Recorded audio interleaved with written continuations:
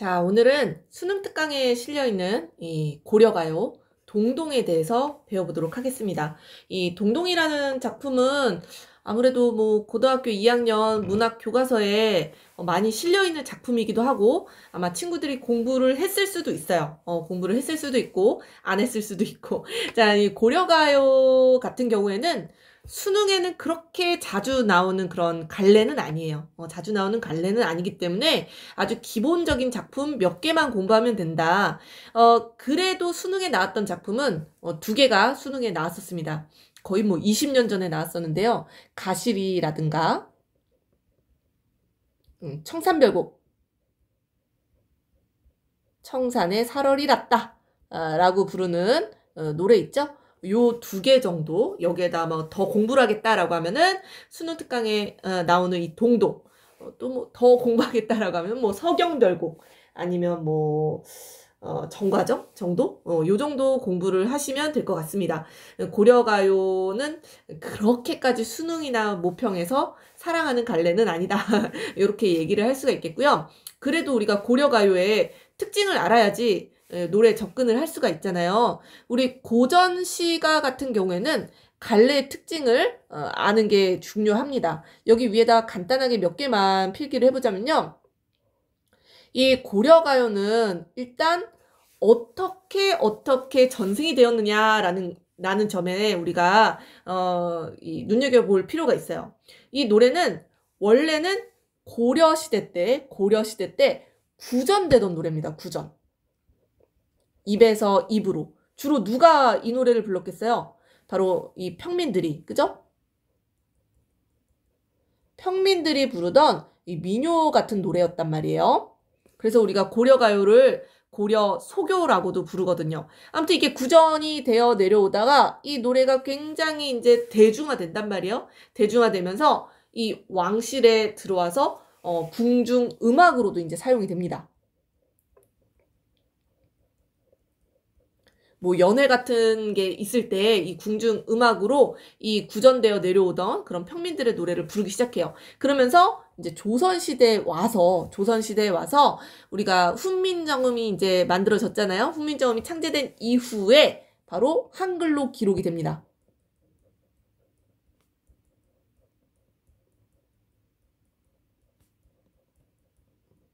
그래서 이게 궁중에서 사용됐던 음악이기 때문에 조선시대 때 어디에 많이 기록이 되냐면 뭐 악학개범이라든지 시용향악보 같은 악보에 기록이 돼요.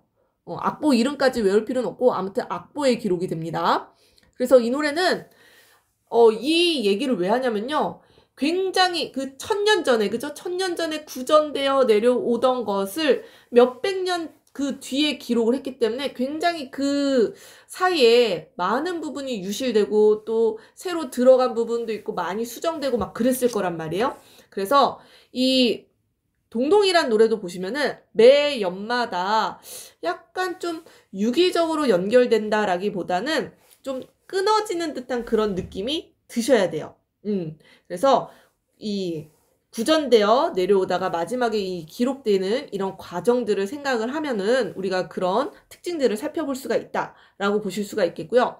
자, 형식적인 특징을 이야기를 하자면은 우리가 고려가요의 형식적인 특징을 이렇게 많이 이야기를 하죠. 3분 후. 들어보셨어요? 3분 후? 3이라는 거는 이 민요적 운율입니다. 삼음보 운율을 갖고 있는 경우가 많아요. 대부분 삼음보라고 보시면 됩니다. 이게 궁중음악으로 사용이 됐다라고 했잖아요. 박자가 있었을 거예요. 하나, 둘, 셋. 삼음보. 세 박자를 많이 썼다라는 거예요. 이 세 박자가 바로 민요적 운율이라고 보실 수가 있습니다. 민요적 운율. 그래서 대충 삼음보로 나눠볼 수 있어요. 덕을한 곰배 밭잡곡 삼음보입니다. 보글한 림배 밭잡곡 뭐 요런 식으로. 이 밑에도 보시면은 정월 날인물 아으 요런 거 여음이거든요. 어저 녹저 하는데 뭐 이런 식으로 불렸을 거란 말이에요. 지울게요. 나중에 설명을 해야 돼서. 그래서 대략적으로 삼음보의 운율로 읽어볼 수가 있고요. 이 분이라는 거는 분연체. 연구분이 있다라는 얘기입니다. 연구분. 1월, 2월, 3월 계속해서 이 동동이란 작품은 13연으로 이루어진 작품이에요. 그런데 아까도 이야기했죠. 이게 구전되다가 나중에 기록된 노래이기 때문에 요 노래에 따로 구전되다가 요 노래에 따로 구전되다가 요 노래는 또 나중에 궁중음악에 삽입된 그 부분이기도 하거든요. 따로 전해지다가 나중에 합친 거예요. 합친 거기 때문에 분연체인데 이 연마다 이 유기적이라는 거는 이렇게 아주 물 흐르듯이 연결이 된다라는 얘기예요. 근데 이 유기적인 성격은 조금 떨어져요. 읽어보다 보면은 여러분들 느끼실 겁니다. 자, 그리고 우리 고려가요의 또 가장 큰 특징이죠? 후렴구가 존재한다라는 거예요. 후렴구. 여기 보이세요? 아으 동동다리, 아으 동동다리 계속 반복되는 거 보이실 거예요. 그래서 뒤에 해석할 때 후렴구는 빼고 해석을 할 겁니다. 이 후렴구가 있는 이유는 뭐예요? 이 후렴구의 특징 정도는 잘 알아두시는 게 좋을 것 같아요. 후렴구는 계속 반복이 되니까 당연히 이 운율, 리듬감, 생각이 딱 드셔야 되고요. 이 아으 동동다리, 이 동동이라는 거는 시의 제목이기도 하죠. 시의 제목이기도 한데 요거는 북소리를 흉내낸 것으로 추측을 하고 있습니다. 둥둥둥둥 동동동동 그죠? 이런 소리를 내면은 이 노래는 사실 좀 내용은 슬프거든요. 내용은 버림받았어. 실연, 이별 뭐 이런 건데 이 후렴 부분은 흥겨워요. 흥겨움을 고조시켜주는 그런 기능이 있고요. 우리가 노래 중에서도 그런 게 있잖아요. 가사는 알고 보면 굉장히 슬픈데 노래는 좀 흥겨운 노래 뭐 그런 거 있을 수 있잖아요. 그죠? 이런 후렴구가 흥겨움을 고조시켜준다라고 보실 수가 있고요. 매 연마다 반복이 되다 보니까 형식적인 어떤 통일성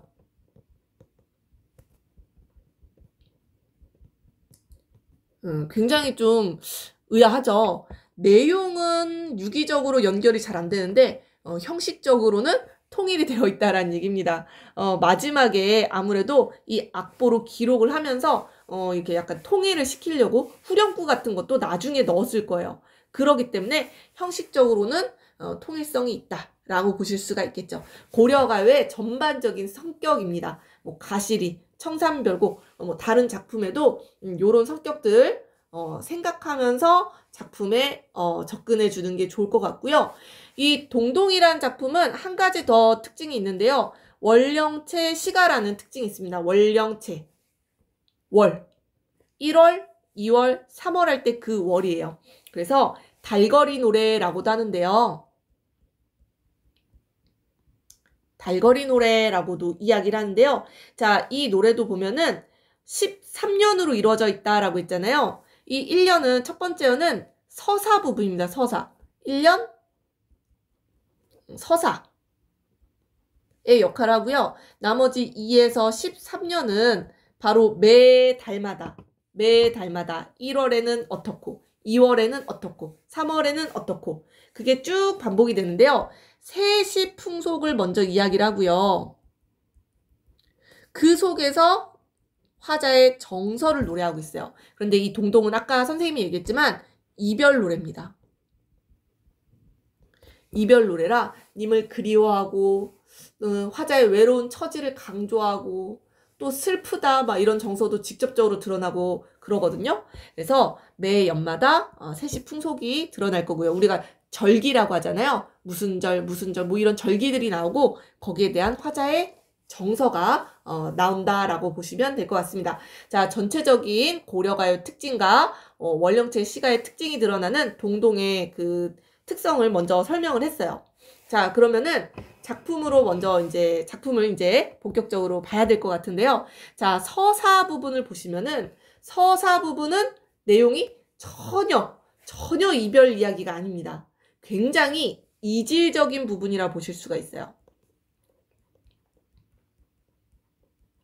이질적인 내용입니다. 뭐 다른 1월, 2월, 3월도 막 그다지 유기성이 있진 않지만 특히나 서사 부분은 완전히 다른 노래 같아요. 이질적인 내용을 하고 있고요. 이게 나중에 궁중음악에, 이 후대에 궁중음악에 편입되면서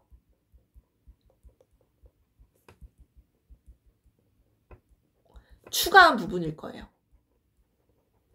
추가한 부분이기 때문에 이질적일 수밖에 없다라는 거죠. 요런 거가 이제 고려가요의 특징이니까 이런 부분이 왜 나오지? 아, 고려가요기 때문이구나. 구전되어 오다가 나중에 궁중음악이니까 좀 더 뭔가 형식을 갖춰야 되잖아요. 그렇기 때문에 요런 내용의 서사가 추가가 되는 겁니다. 왕 앞에서 부르는 노래란 말이에요. 왕의 덕과 복에 대해서 이야기를 하는 겁니다. 자, 보이시죠? 자, 내용 그렇게 중요하지 않아요. 덕이란 곰배에 받잡고, 복이란 림배에 받잡고, 바치겠습니다 라는 얘기예요. 어디에? 곰배라는 거는 뒤란 뜻이에요. 뒤. 뒤쪽으로는 덕을 바치고요. 림배라는 거 그럼 반대겠죠?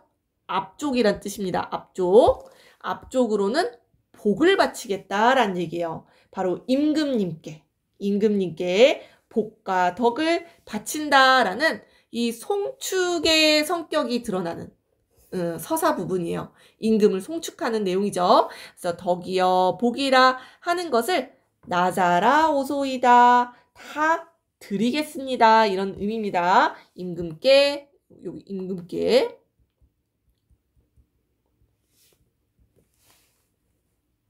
드리러 왔습니다. 뭐 이런 뜻입니다. 나자라.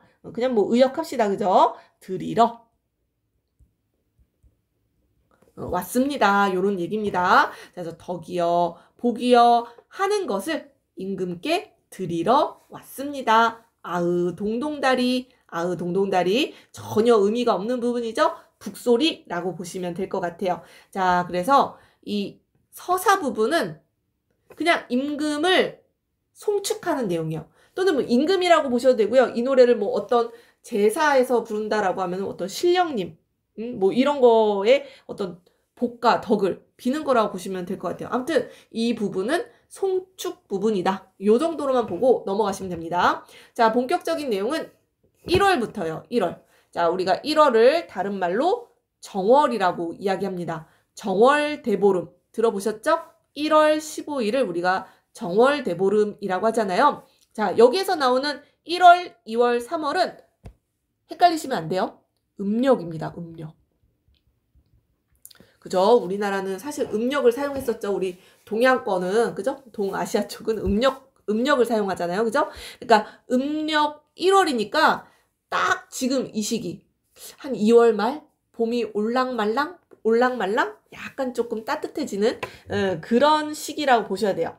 자, 매 연마다 중요한 소재들이 등장을 하거든요. 자, 선생님이 미리 이렇게 체크를 좀 해봤는데요. 자, 요 부분들은 여러분들도 체크하면서 보셔야 됩니다. 굉장히 밑줄 치고 내기 좋은 그런 소재들이에요. 자, 정월부터 볼게요.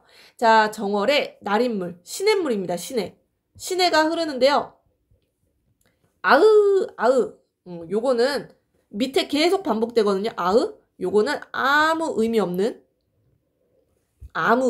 그냥 박자 맞추기 위해서 집어넣은 거예요. 이런 걸 우리가 여음이라고 부르죠. 고려가요의 특징 중에 하나입니다. 여음. 이게 구를 이루고 있으면 여음구라고 하고요. 이 여음구가 마지막 부분에 반복이 되면 그걸 후렴구라고 하는 겁니다. 후렴구. 오케이? 여음, 요 음이 없는 부분이요. 아으, 뭐 이런 거고요. 자, 이 시냇물이, 자, 상태가 어떤지 보세요. 얼었다가, 녹았다가 한다라는 얘기입니다. 얼었다가, 녹았다가. 뭐예요? 날씨가 따뜻해졌기 때문이야. 자, 이 시내는 얼었다가, 녹았다가 한다라는 얘기요. 뭐예요? 지금 봄이 왔다라는 얘기야. 변화가 있죠. 날씨가 따뜻해지니까 얼었다가 녹았다가 얼었다가 녹았다가. 자, 그런데 누리 가운데 나곤 몸아. 자, 이 누리는 세상이라고 보시면 되겠죠? 이 세상 가운데 태어난 몸, 바로 화자를 의미합니다. 화자. 이렇게 체크해 볼게요. 화자.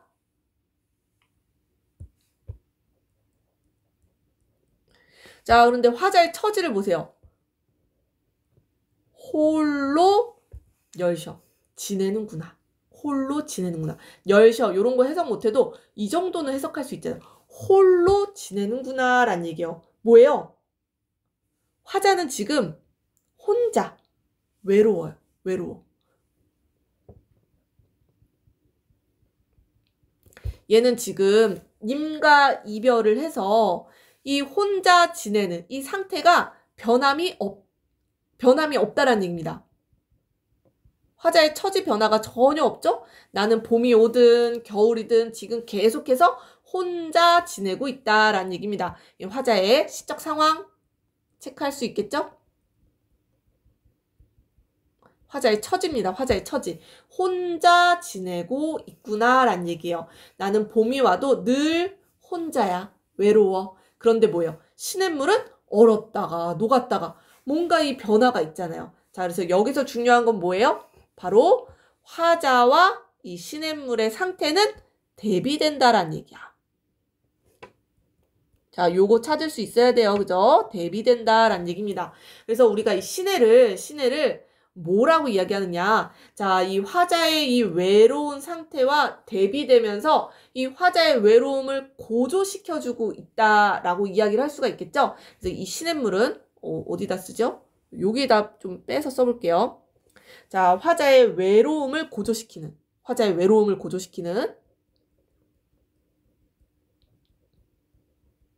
객관적 상관물이다라고 보실 수가 있겠습니다. 자, 우리가 시험에서는 선지에다가 객관적 상관물이다 이런 표현 잘 사용을 안 해요. 잘 사용을 안 하고 수능에서는 화자와 대비되어 외로움 또는 정서를 고조시켜준다. 화자의 처지를 부각해준다. 뭐 이런 식으로 선지를 구성을 할 거예요. 근데 우리가 이제 흔히 객관적 상관물 이런 식으로 많이 공부를 합니다. 자, 바로 정서를 고조시켜주는 대상물이다라는 얘기예요. 시냇물. 이해되시죠? 그래서 객관적 상관물 중에 이렇게 화자의 처지와 대비되는 대상물들 이런 걸 딱 갖다 놓고 화자의 외로운 처지를 고조시켜줄 때 객관적 상관물이라고 이야기를 해요. 자, 그래서 1월 중요한 소재는 시대였고요. 바로 홀로 살아가는 외로움에 대해서. 나는 시냇물과 다르게 혼자 지내는구나. 나의 상태는 변함이 없구나. 이별했어. 그지? 님이 부재해. 요런 거 기억을 해주시면 되겠습니다. 자, 2연으로 넘어가 볼게요. 자, 2연에서는요. 화자가 생각하는 님의 어떤 이미지가 드러난다라고 보실 수가 있어요.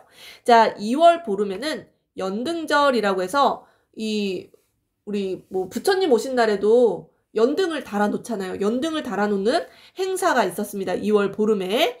자, 그걸 연등절이라고 하는데 사실 연등절은 연인들의 날이에요. 연인들이 다 이게 연등 구경을 하고 막 데이트하고 막 이런 날이란 말이에요. 자, 높이 켠 등불 같구나라는 얘기예요. 다호라. 이거 뒤에 계속 나오거든요. 같구나라고 해석하시면 돼요. 같구나. 누가 만인을 비추실 즈지샷다라고 했어요. 즈시라는 거는 모습이구나. 누구의 모습이란 얘기예요? 자, 같구나. 비유란 얘기입니다. 비유. 바로 어떤 모습? 님의 모습. 임이라고 쓸까?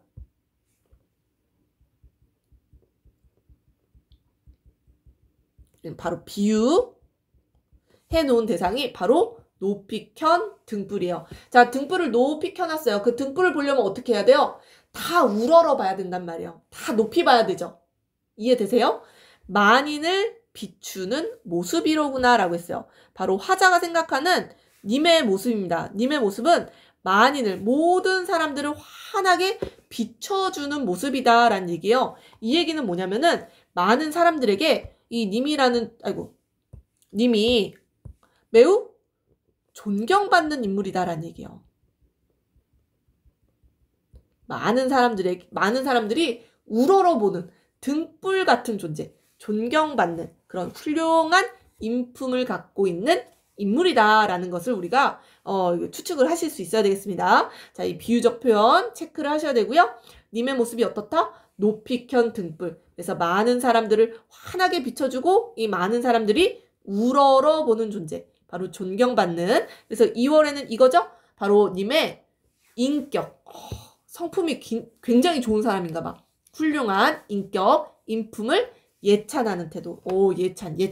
요거, 그지? 체크해야 되겠죠? 예찬하는 모습. 자, 3월은 비슷한 듯 조금 다릅니다. 자, 3월에는요, 만개한, 만춘, 달회꽃이 있습니다. 만춘. 봄이 이제 다 끝나갈 때 활짝 핀, 뭐예요? 달회꽃, 진달래꽃이요. 우리 봄에 개나리 피고, 개나리 지고 나면 이 진달래꽃이 피잖아요? 붉은색, 약간 핑크빛이라고 해야 되나? 핑크빛 이 진달래꽃이 피는데, 자, 이 진달래꽃이 남이 부러워할 아까 여기 모습이라고 했죠? 남이 부러워하는 모습을 지니고 나셨구나 라는 얘기예요. 자, 남이 부러워한대요. 부러워할. 지지라는 거는 아까 여기 해석했죠? 모습이란 뜻입니다. 자, 무슨 말이에요? 자, 요것도 비유적인 표현입니다. 남들이 부러워하는 모습. 이번에는 좀 외적인 거예요. 아까는 좀 내적인 어떤 인품에 대해서 예찬을 했잖아요. 자, 이번에는 이 달회꽃이라는 거는 이것도 임의 모습을 비유한 건데,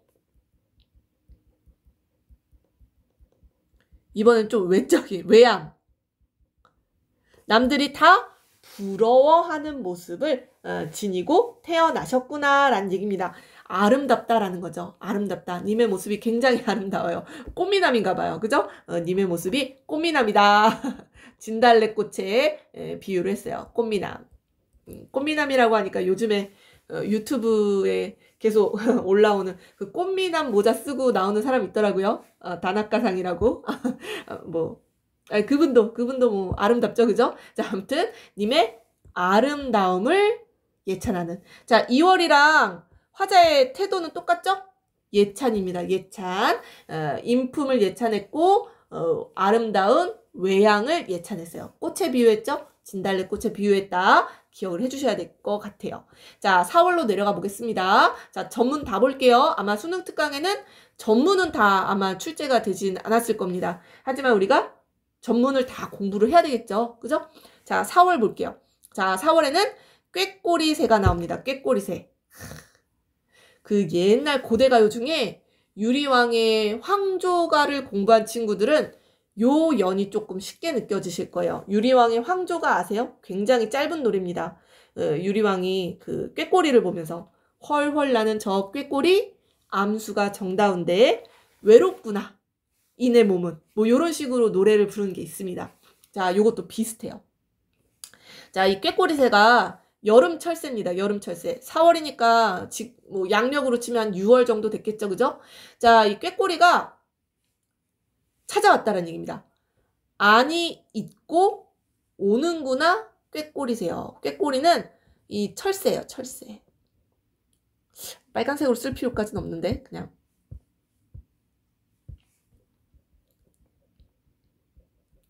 자, 여름철새이기 때문에 안이 있고 돌아왔다라는 얘기입니다.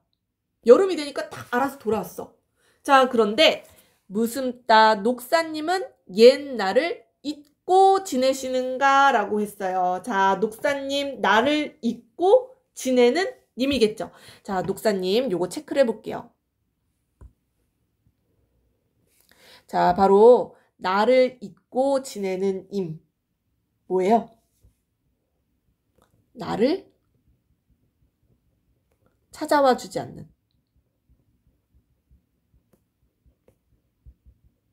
나를 찾아오지 않는 임입니다. 여기서 녹사라는 거는 고려시대 때 벼슬 이름이에요.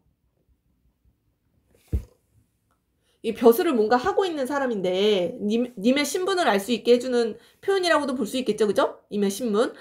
녹사라는 어떤 벼슬을 하고 있는 임인데 옛 나를 잊고 지내시는가? 나를 찾아오지 않는다라는 얘기예요. 이 얘기는 뭐예요? 앞에 나온 꾀꼬리새랑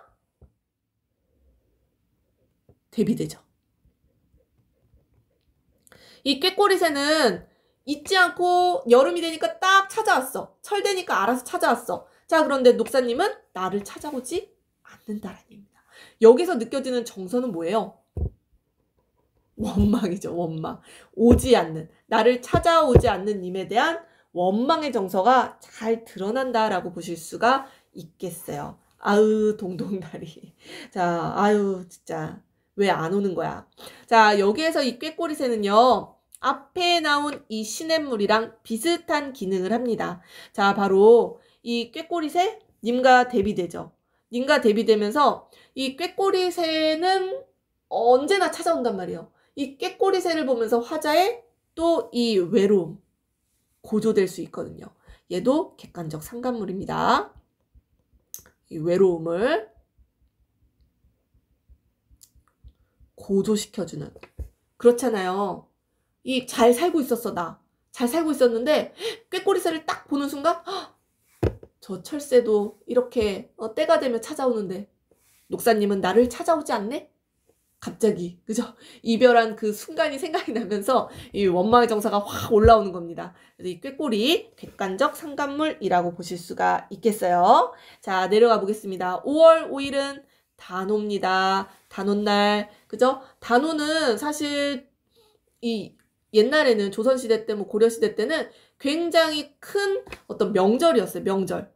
지금은 뭐 그렇진 않죠. 우리나라, 지금 현재는 그렇진 않은데, 아무튼 이 5월 5일에 하는 그 풍습이 많았어요. 그 풍속 중에 하나가, 자, 바로 술인날, 단오입니다. 단오. 아침 약을 먹어요. 아침에 약을 먹는다라고 하네요. 무슨 약일까요? 즈문해를. 즈문은 이거 우리 고유어잖아요. 즈문. 뭐예요? 일십, 백, 천. 천입니다. 천. 천해. 천년이겠죠. 천년 동안 장존하실 약이라 받잡노이다 라고 했어요. 장존. 장수죠, 장수. 쉽게 얘기하면 장수하실 약. 이 단오날 이 뭔가 몸에 좋은 약을 먹는 그런 풍습이 있었나 봐요. 그죠? 자, 그래서 이 약을 받잡노이다 라고 했어요. 뭐예요? 님의 장수를 기원하는 거예요. 오랫동안 건강하게 살라라는 거죠. 그래서 이 약이라는 거는 그죠? 님에 대한 화자의 사랑이 드러나는 이 화자의 뭐 정성과 사랑이 느껴지는 그런 소재네요. 약. 그죠? 우리가 누구 어떤 건강 같은 거 챙길 때 요즘에도 뭐 홍삼? 그죠? 정관정 홍삼 정도 생각하시면 되겠네요. 그런 걸 챙겨준다라는 얘기요. 챙겨주고 싶다. 받잡노이다. 님의 장수를 기원하는 내용. 그러니까 노래의 내용이 사실 요 부분만 딱 떼어놓으면은 이별 노래인가 싶단 말이에요. 앞에 나오는 노래들이랑 조금 이 개연성이 떨어져요. 유기적인 연관성이 좀 떨어지는 그런 부분이라고 보실 수가 있겠죠. 아무튼 이 동동이란 노래에 같이 묶여 있습니다. 자, 유두일로 가볼게요. 자, 6월 보름. 6월 15일은 유두일이라고 이 날씨가 좀 따뜻해졌잖아요. 머리를 감는 그 풍습이 있었나 봐요. 자, 머리를 감고 여자들이 긴 머리를 빗으로 빗겠죠. 자, 그런데 이 빗을 막 빗다가 별해라는 거는 벼랑이란 뜻입니다. 벼랑에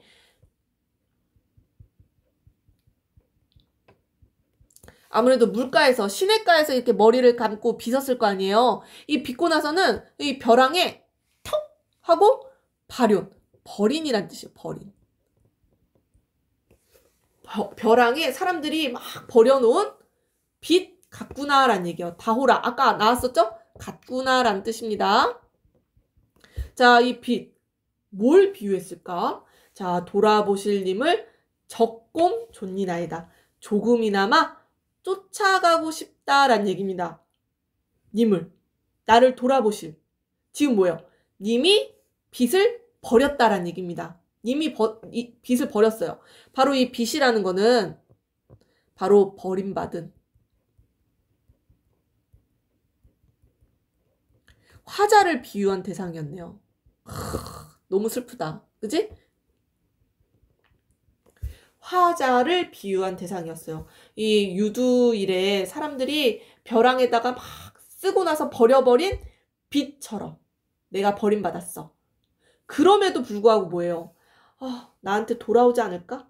돌아보실 님을 조금이나마 존니노이다. 계속해서 따르겠다라는 얘기입니다. 잠시라도 따르겠다라는 완전 미련쟁이네. 그지? 님에 대한 좋게 표현합시다. 변함없는 마음. 변함없는 마음. 나를 버렸어도 님에 대한 마음이 변하지 않았다라는 것을 존니노이다라는 표현에서 따르겠다.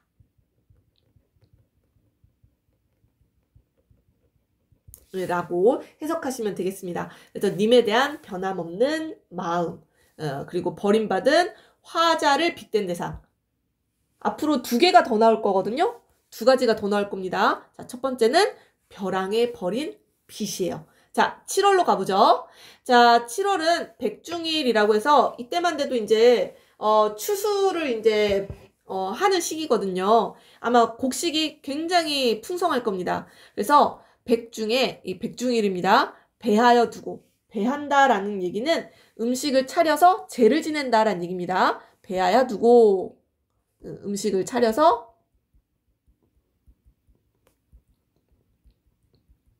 제를 지내는 거예요.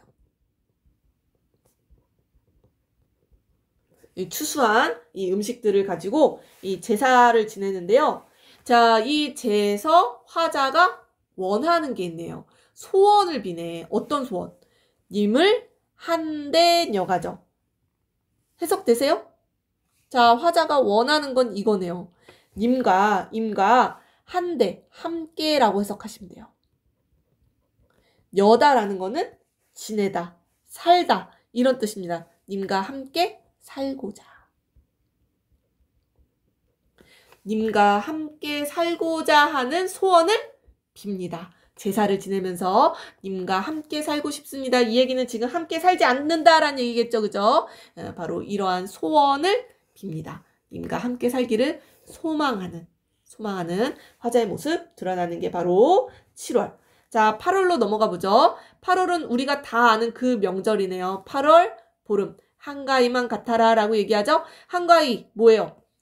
온갖 친척들 그저 다 모이는 날이에요. 다 모여서 즐겁게 명절을 보내는 날입니다. 자, 그런데 나는 그렇지 못하고 있어요. 자, 가벤 날이 많은 가베가 바로 한가위예요. 한가위. 한가위지만 님을 모셔서 지내야지만 오늘이 바로 한가위로구나 라는 얘기입니다. 님을 모셔야지만, 님과 함께 있어야지만. 이 얘기는 무슨 얘기예요? 지금 님이 부재하다는 얘기죠. 그래서 한가위라는 거는 이 못 보던 사람들도 만나서 막 반갑고, 그리고 이게 뭐예요? 보름달 막 뜨면은 강강수월래도 하면서 막 먹을 것도 많고 굉장히 흥겨운 그런 명절이란 말이에요.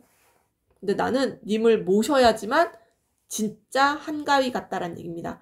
님이 부재해서 지금 뭐예요? 화자는 하나도 흥겹지 않다는 얘기예요. 그래서 한가위에 느끼는 님에 대한 그리움 체크를 하셔야 되겠습니다. 자, 님을 모셔야지만 한가위답다라는 얘기입니다. 자, 9월 9일로 내려가 봐죠. 9월 9일은 중양절이라고 해서 이때가 이제 가을 끝무렵이라고 보시면 돼요. 이때 이제 우리가 피는 꽃이 있죠. 피는 꽃이 있습니다. 뭐죠? 국화가 피잖아요. 국화. 황화꽃 나오네요. 국화꽃이라고 보시면 됩니다.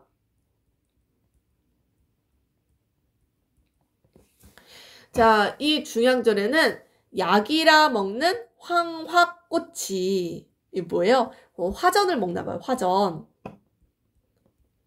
예, 국화꽃이 또 이렇게 향이 좀 있잖아요. 이 꽃잎을 떼가지고 화전을 만들어서 먹는 그런 풍습이 있는 것 같습니다. 자, 그래서 중양절에 약이라고 먹는 이 국화꽃 안에 드니 이 집 안에 그 향기가 이렇게 전해져 오는 거죠.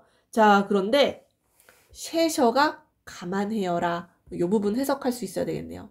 자, 집 안에 꽃이 피었어요. 집 안에 꽃이 폈는데 자, 그래서 꽃이 향기롭고 풍성하고 다 좋은데 셰셔 초가집입니다. 감안하여라. 적막하다라는 얘기예요. 왜?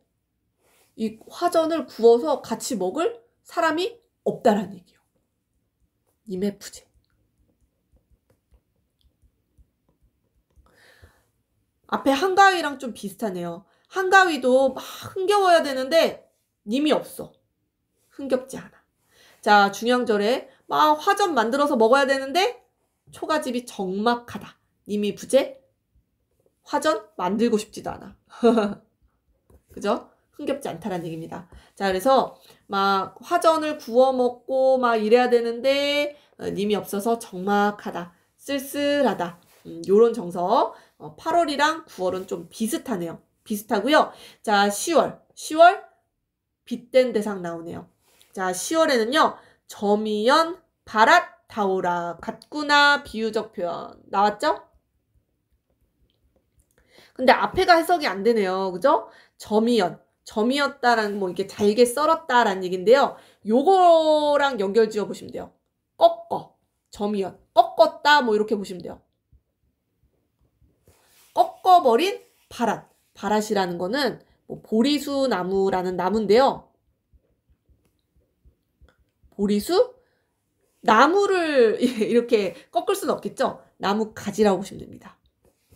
자, 보리수 나무까지 막 열매가 달려있으면은 열매를 먹고 보리수 나무는 꺾어서 버려놓은 거예요. 뭐예요? 바로 버림받은. 너무 슬프다. 그지? 이 화자를 비유한 표현입니다.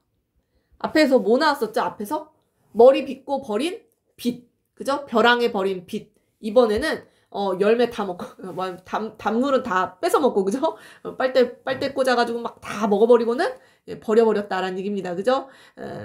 비유적 대상이 너무 슬프네요. 그죠? 버림받았어요. 자, 꺾어 버리신 후에 그 나뭇가지를 꺾어 버리신 후에 지니실 한 분이 없으셨다라는 얘기입니다. 지닐 분이 없다. 나를 찾는 사람이 없다라는 얘기입니다. 인연이 없다라는 얘기죠. 그래서 뭐예요? 이 버림받은 처지에 대해서 버림받은 비유해서 표현을 했죠. 나를 찾는 사람이 아무도 없다. 아무도 없어요. 슬프다라는 얘기입니다. 자, 거의 다 왔어요. 그죠? 자, 2개 남았는데요. 11월 보겠습니다. 11월. 자, 11월은 한겨울이야. 한겨울. 이 음력이라고 했잖아요. 한겨울인데 자, 봉당 자리에 한삼을 덮고 누웠어요. 뭐, 왜 이렇게 처량해. 자, 봉당이라는 거는 그 방과 방 사이에 이 마루라고 보시면 됩니다. 마루. 우리 옛날 그 집들 생각하시면 돼요. 한옥을 떠올려 보면은 우리는 항상 마루가 있잖아요. 이 사방이 막혀 있지 않는. 얼마나 추워. 그지? 자, 이 봉당 자리에 자, 뭐를 덮고 누웠어요? 한삼, 모시. 이 여름 옷감이잖아요. 여름 삼배 뭐 이런 거죠. 삼배, 모시 이런 거. 굉장히 얇은 옷감이라는 얘기예요. 얇은 이불이라고 보셔야 되겠죠. 여름 이불이라고 보는 게 낫겠다. 그냥.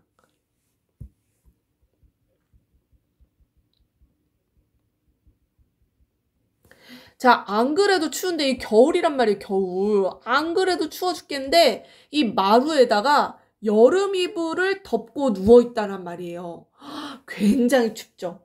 처량한 신세를 이렇게 이야기를 하는 겁니다.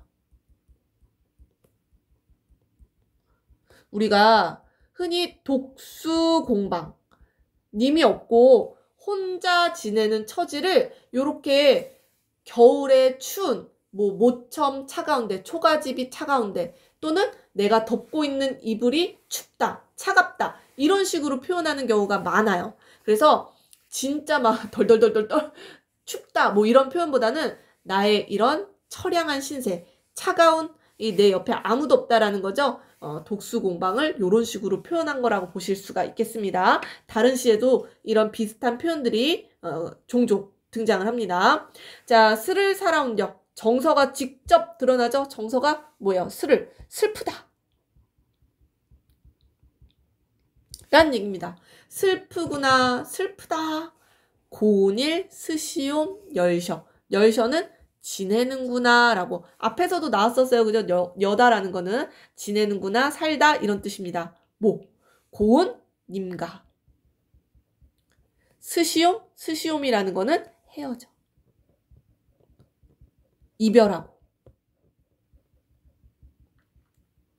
이별하고 혼자 지내는구나 라는 얘기입니다. 슬프다. 고운님과 헤어져. 헤어져. 뭐 잘못 써놨네. 헤어져. 에이, 지우고 써야 되겠다. 헤어져 지내는구나. 혼자 지내는 이런 처량한 신세를 굉장히 추운 곳에서 여름 이불만 덮고 있는 이런 처지로 묘사를 했습니다. 자, 혼자 지내는 정서, 슬픔 직접적으로 드러나죠. 자, 마지막 12월. 자, 바로 화자를 빗댄 대상 마지막으로 하나 더 나옵니다. 너무 슬퍼요. 자, 분디 남가로 깎은 나잘 반이쩌 다오라. 비유라는 거 이제 딱 눈에 보이죠? 같구나. 저는 젓가락.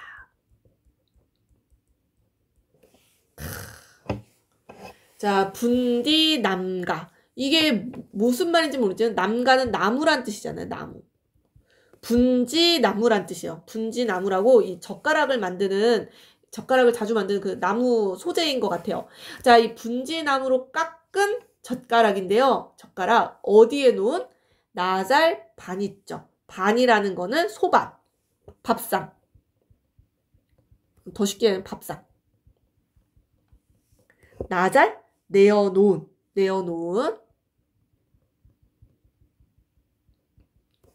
이 내어놓은 밥상 위에 젓가락 같구나 라는 얘기예요. 젓가락. 밥상 위에 있는 젓가락. 젓가락? 여기까지는 괜찮은데? 자, 근데 문제는 이 젓가락이요. 뒤에 보세요. 님의 앞에 들어 얼리로니. 내가 좋아하는 님이야. 자, 이 사람이 가져가야 돼요. 그죠? 이 님의 앞에 들어 얼리노니. 이 님의 앞에 가지런히 놓았다라는 얘기입니다. 이 님의 앞에 놨는데, 자, 문제는 뭐예요? 손님이 가져다 물어잡노이다. 손님이 가져다가 이 젓가락을 물었다. 사용했다라는 얘기입니다. 자, 내가 원하지도 않았던 상대에게, 이 손이라는 거는 내가 원하지 않았던 님이 아닌 다른 사내를 의미합니다.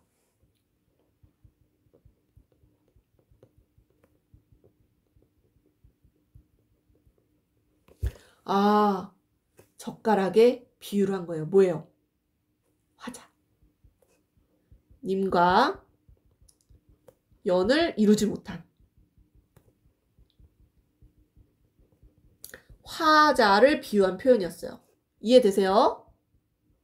자, 님과 연을 이루지 못하고 님의 앞에다가 딱 이렇게 예쁘게 세팅을 해놨는데 님이 딱 먹었으면 좋겠는데 손님이 가져다가 물었다. 님이 아닌 다른 사내에게 뭐 시집을 갔다든지 그 다른 사내와 뭐 연을 맺었다든지 뭐 이런 식으로 보시면 좋겠죠. 그래서 이 젓가락은 화자를 빗댄 대상이다 라고 보셔야 되겠고요. 이 화자는 님과 사랑을 이루지 못했다. 사랑이 와자자장 깨진 거죠. 그래서 마지막에 드러나는 거는 바로 이별의 정한, 한스러움.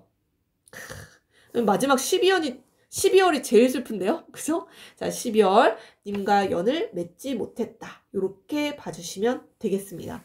자, 그래서 주제는 님에 대해서 예찬하고 송축하는 부분도 있었고요. 전체적으로는 바로 이 연모의 정을 노래했다. 이렇게 보실 수가 있겠죠. 자, 이 동동이란 작품의 의의는요. 우리가 지금까지 전해오는 이 국문학 작품 중에 가장 오래된 원령체 노래입니다. 원령체 노래 1월, 2월, 3월 이렇게 진행되는 게 원령체 노래다라고 했어요. 자, 그래서 송도 또는 송축이라고도 하죠. 송축, 덕과 복을 비는 그런 내용이 나왔잖아요. 그런 내용의 이질적인 서사 부분이 따로 딱 1년으로 나와 있고요. 나머지 연은 님에 대한 어떤 사랑을 노래하는 12개의 연 1월부터 12월까지 구성이 되어 있습니다. 고려가요 특징 분연체, 후렴구 우리 살펴봤었죠. 그죠? 자, 그리고 달의 특성과 세시풍속을 중심으로 송축, 찬양, 그리고 떠나버린 님에 대한 원망, 한스러움, 그리움, 요런 이별에 대한 그런 정서들 등장하고 있다라는 거죠. 그래서 이 노래는 원령체 시가이면서 바로 이별의 정한을 노래한 이별 노래다. 이렇게 봐주시면 될 것 같아요. 그래서 화자와 시적 대상을 다양한 사물에 비유한 표현. 이런 부분 시험에 굉장히 잘 나오겠죠. 일단 기본적으로 나온다라고 보시면 되겠습니다. 그래서 비유한 표현들 우리가 체크해 보셔야 될 것 같아요. 자, 마지막으로 한번 그러면 쭉 훑어볼게요. 자, 이거 서사 부분은 송축하는 내용이니까 이질적인 부분이다라고 했어요. 이 부분은 해석을 크게 안 하셔도 됩니다. 자, 1월 보면은 시냇물 중요하죠. 시냇물. 자, 시냇물은 봄이 와서 얼고 녹고 변화가 있어요. 자, 그런데 이 나는 화자입니다. 화자는 여전히 홀로 지내요. 지금 현재 처지에 변화가 없다라는 얘기입니다. 자, 그래서 시내와 이 화자는 대비되는 대상이고요. 화자의 외로움을 고조시켜주는 객관적 상감을 체크하면 되겠죠. 자, 2월 높이 켠 등불이 있어요. 누구를 비유? 님의 모습을 비유한 표현. 그만큼 님은 존경받는 인품이 아주 훌륭한 사람이다 라는 거고요. 자, 이번에는 진달래꽃 등장합니다. 진달래꽃 핑크색 예쁘단 말이에요. 바로 님은 꽃미남이다. 이번에는 외적인 모습 아름답다라는 거. 그래서 예찬, 찬양 이런 태도들이 드러나고요.